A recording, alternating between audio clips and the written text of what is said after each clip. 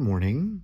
So I just woke up not long ago, and today I want to talk to you about why it is so challenging to be on planet Earth. You have to start viewing planet Earth as a school, and there are many, many, many levels, I would say infinite levels, in this particular school. And when you graduate from a certain level, then you no longer have to revisit old lessons. You might intersect with some lessons again, but only to see how far you've come. And if you, let's say, have a slip up, then you'll immediately know, oh my God, I'm not this person anymore. So typically the lesson is learned. It's graduated from, and you move on to the next. The reason why it's so challenging being alive is because your mind is sort of like an antenna. Think of it as a psychic antenna. And it's constantly picking up signals from everyone in this world. Of course, it's picking up signals from your family members, first and foremost, or from the person that you're in a relationship with, because you're in proximity to those people. They play a big role in your life, and that's not coincidental.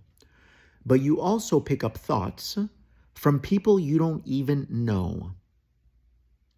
When you're vibrating at a certain frequency, for instance, if I have a lot of fear in my body, if I have a lot of unresolved shame or guilt, then what's going to happen is I'm going to be vibrating at a certain frequency. Let's just call it 2.2 for now, gigahertz. Anything that is in the range of 2.2 gigahertz, I will be subject to in my mind, because thoughts are circulating around the world, but they can only reach somebody that's at that frequency. There are different thoughts in every frequency, in every, I like to call them radio stations. So you can also call them chat rooms. If you're in a lower frequency and you're drenched in fear or trauma or shame or guilt, then you've entered a chat room with people you may not even know.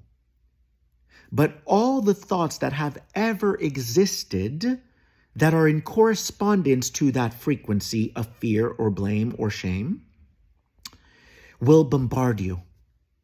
They're not doing it on purpose, but you've linked up, if you will. You've become a vibrational match to all of those thoughts in that chat room.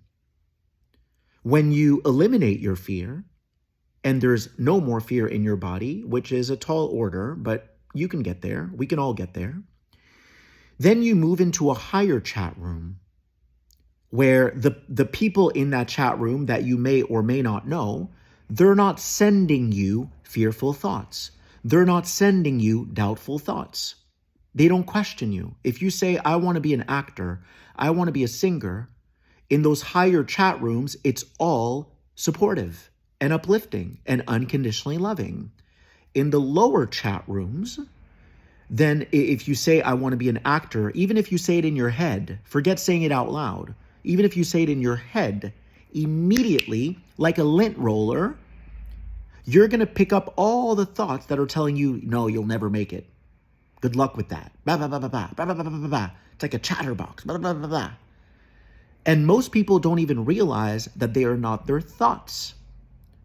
So what ends up happening is you invite this very thick, dark cloud above your head and all around you, and then your confusion gets tripled, your doubt gets quadrupled, your fear gets whatever, everything multiplies.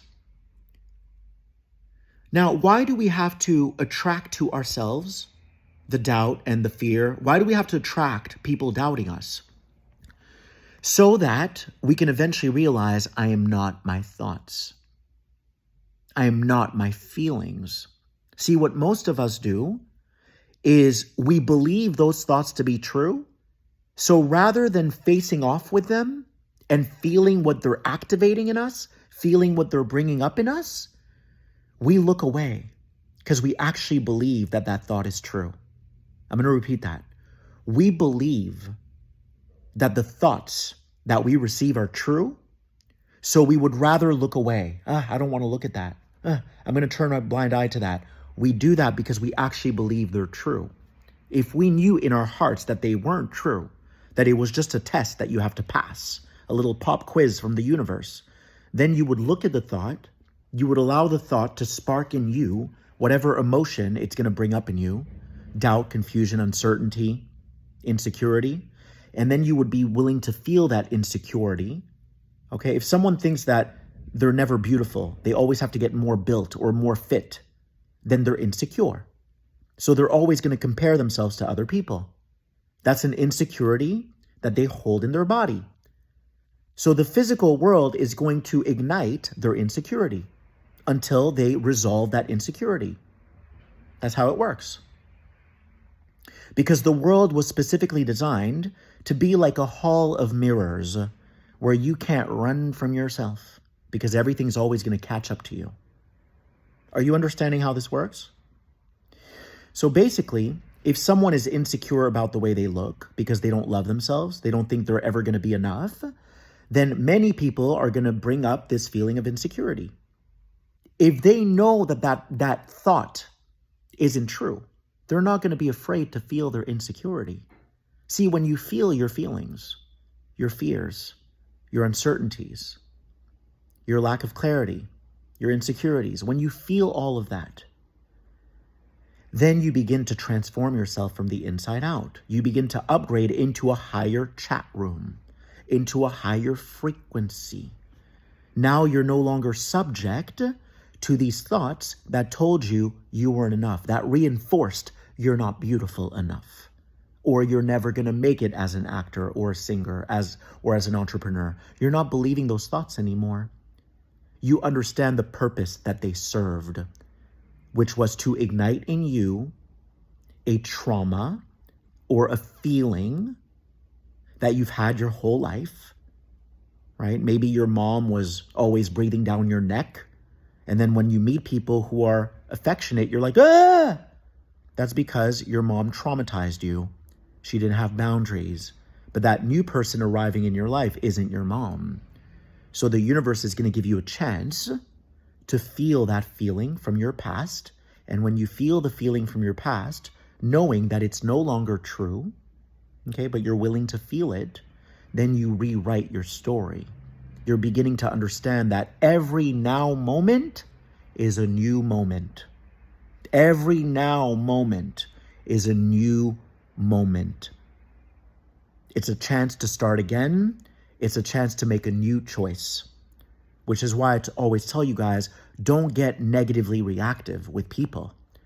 If you see a stranger on the street and they flip the middle finger, or someone in your family says something that triggers you, if you react, what are you doing? Are you not believing that what they're saying is true? Of course, that's why you're reacting. That's why you're defending yourself.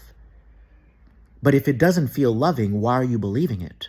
See, in the higher chat rooms, you are unconditionally loved. You are unequivocally accepted. So the thoughts that you receive in the higher chat rooms are uplifting. They're loving. They're supportive. They acknowledge your feelings. They see you. They're rooting for you. So you're going to have to keep attracting to yourself the stuff that doesn't feel good so that you can remember who you are. The universe never gives up on you. All day long, you have countless opportunities to make a new choice.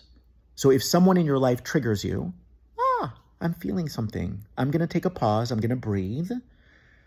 You can even close your eyes for a second and go, as soon as I reopen my eyes, I'm in my game. I call the shots. This is my reality. I'm not going to let someone else dictate how the rest of my day is going to go. You see? And then you make a new choice. And when you make a new choice, you take your power back. You're not letting someone dictate how your day is going to go because you're not believing the lies anymore. So remember, there are countless levels in this game called life. And as you move up and up and up the scale, then there is less suffering. Now all you believe is unconditional love. I hope this helps you. Be vigilant, be observant, and stop taking the bait. You are more powerful than you know.